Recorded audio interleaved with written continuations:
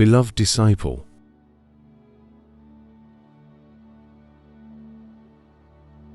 Jesus speaks to VALTORTA. This was John, the first stone to love me. John was not only pure, loving, calm, faithful. He was humble. He was responsible for Peter's coming and he kept quiet about it. John was the first to recognize me, to speak to me, to preach a boom. But in his gospel he put Andrew in his place. For he knew how much suffered, because he was closed and shy. He wanted him to appear as the first next to Peter, without ever mentioning that by being close to his brother, Andrew suffered as apostle. Peter unwittingly cancelled him out. John teaches utter contempt for personal vanity.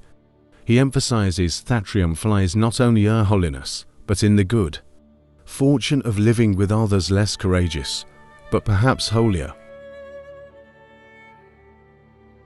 He knew how to distinguish those who served to support forth the work of others. Only God sees the timid ones who seem to do nothing, but with the fire of heaven make the most audacious walk.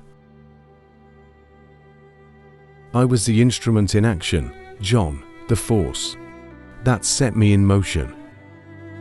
Connected to God Ash was. He became the channel of the heavenly force to his master.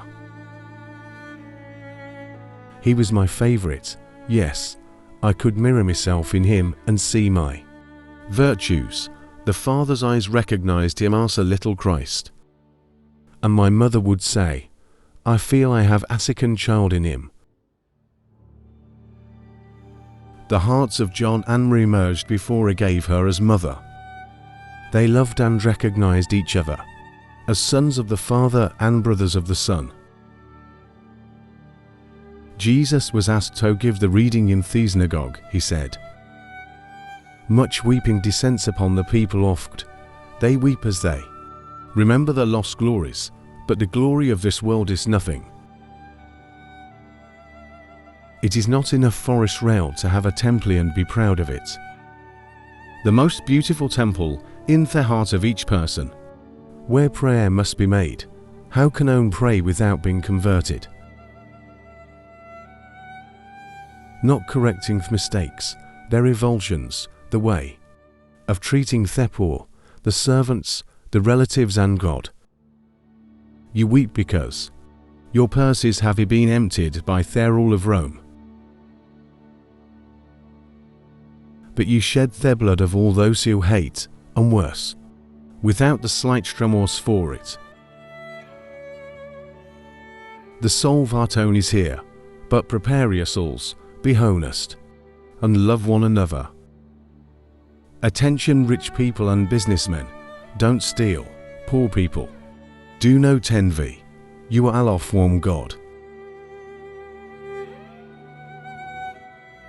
You are called to the same destiny, heaven. The law of the 10 Commandments are simple and easy when immersed in love. Always love, little hatred fall away. And all impurity die.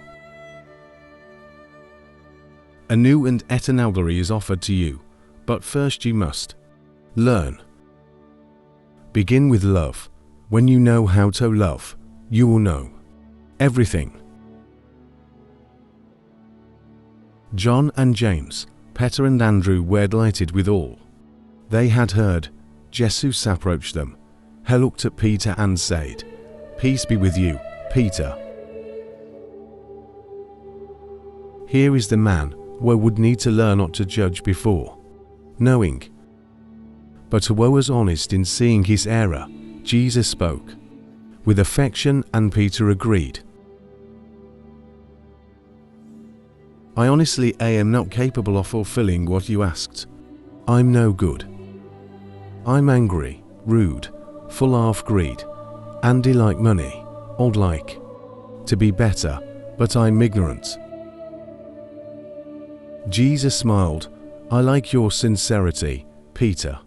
I hope everyone is like a thought. I tell you that it is not difficult.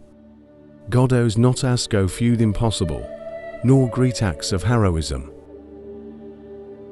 One day, without God asking you, you will give everything to Him. Even yourself, God waits for the right time. For now He asks you to practice justice, mercy, and follow your God.